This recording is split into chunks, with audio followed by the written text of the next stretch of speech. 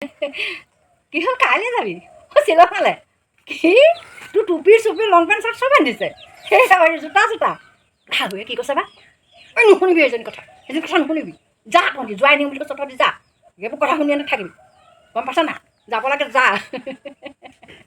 যা অ' মা কোনে ফোন কৰিছে ইমান হাঁহি আছে যে বাহে শ্বিলঙলৈ যাব হয় নেকি অ' ভালেই কথা এনেকুৱা বস্তুখন আনি দিছোঁ অ' ভিনদেউ ভালেই বাৰু গোটেই লং পেণ্ট চাৰ্ট একেবাৰে জোতা মোজা চব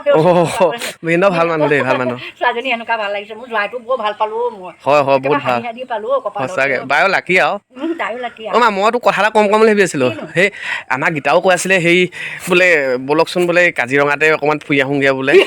কি হ'ল এই আঘোণমহীয়া কলত নহয় তাই কাপোৰ কানি কিনিয়ে থৈছিলে আঘোণমহীয়া এই পথাৰত ধান আছে মোৰ মূৰটো খালি তইও এই ল'ৰাটো মূৰটো খালি তেজ খাটি এই আঘোণমহীয়া ধান আছে পথাৰত ফুৰিব যা ছাৰ তাই তাই মোক কথাটোহে সুধিছোঁ কেলে কথাজনী কৰিছ আঘোণমহীয়া পথাৰত ধান ফুৰিব যা ধৰিলে তইও মোৰ মূৰটো চুবা ধৰিলে মেখেলা তলত সোমাই থাকতো যা মেখেলা তলত সোমাই থাক